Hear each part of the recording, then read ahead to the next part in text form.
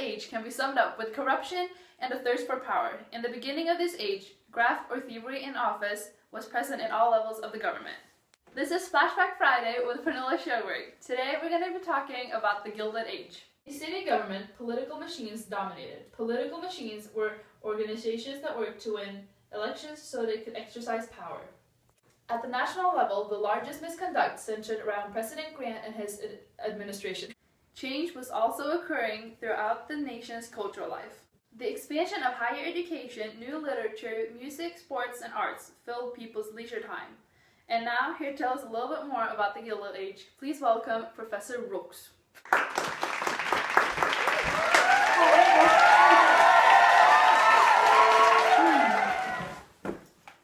So please explain what events caused the Gilded Age to develop. Well, you see, the Gilded Age is full of corruption and power. It was a reaction to the Industrial Revolution. The rise of industry led many people to become attracted to business rather than politics, like they had been in previous eras. The cultural aspects of the Gilded Age were in response to the Civil War. For example, baseball was a favorite pastime during the Civil War and led to the organization of the First National League in 1876. So what other events are happening at the same time that influenced the Gilded Age? The growth of industry during this time resulted in a growing interest of business. People's thirst for power through business influenced the widespread corruption of the Gilded Age. The Gilded Age was also an era of great poverty for the U.S., as very poor immigrants from Europe came to America searching for their American dream. Alright, well thank you so much for being here at Flashback Friday and telling us about the Gilded Age today. Thank you very much for having me, Pernilla. It's always good to see you. Yeah, thank you. The three most influential figures of this era were Rutherford B. Hayes, Jane Addams, and William Boss Tweed. Rutherford B. Hayes began the reform movement our government so desperately needed after the Grant administration. He curbed the practice after patronage or the assumed right of elected officials to control political appointments to office. Hayes also refused to sign otherwise acceptable legislation if Congress had attached riders. Riders were irrelevant amendments. Jane Addams was a social activist who founded Hull House in Chicago in 1889 to help immigrants improve their lives. She won the Nobel Prize for Peace for her efforts, which raised awareness of the plight of the poor and opened up new opportunities for the advancement of American women.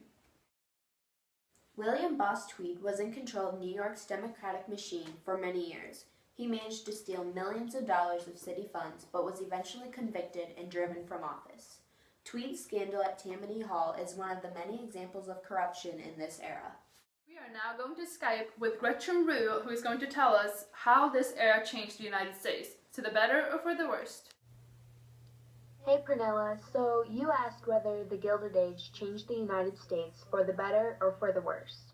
Although in the beginning of this era there was widespread corruption throughout the entire government, we as a nation changed for the better as we passed new reform policies. We began to fill our leisure time with things such as sports, specifically baseball, art, architecture, and new literature.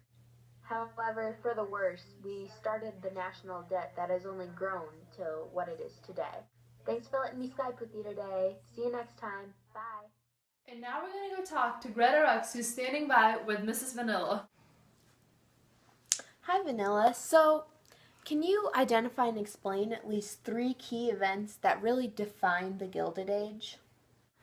Well, Grant's presidency, he had a bad presidency that was marked by his inability to distinguish decent people from the dishonest.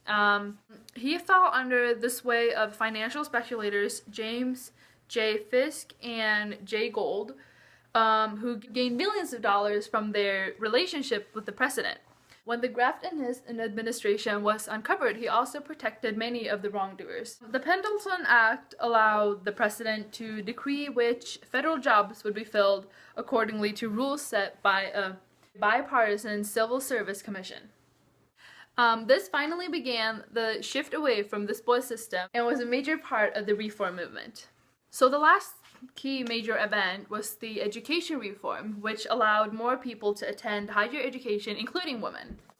All right. Well, thank you very much, Vanilla. Thank you for having me.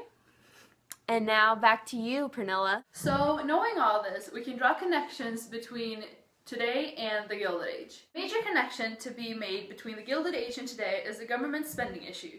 During the Gilded Age, Congress spent the treasury surplus and began the debt that's continued to grow today.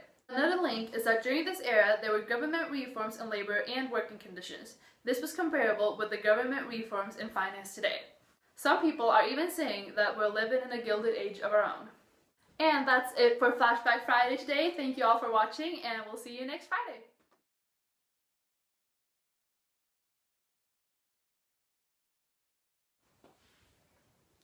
So, okay. So, what other event? Really? I said 5 words, and I didn't even say. Okay. It resulted from immigrants. Stop! That's going good.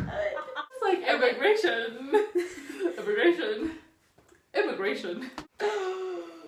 Now we're gonna go talk to Miss. What was that even? Who gains millions of Who gained millions of dollars from. I do this too often. Okay. When the graft in his. Okay. He also protected many of the wrongdoers. Okay. Let's start over. Okay, you got it.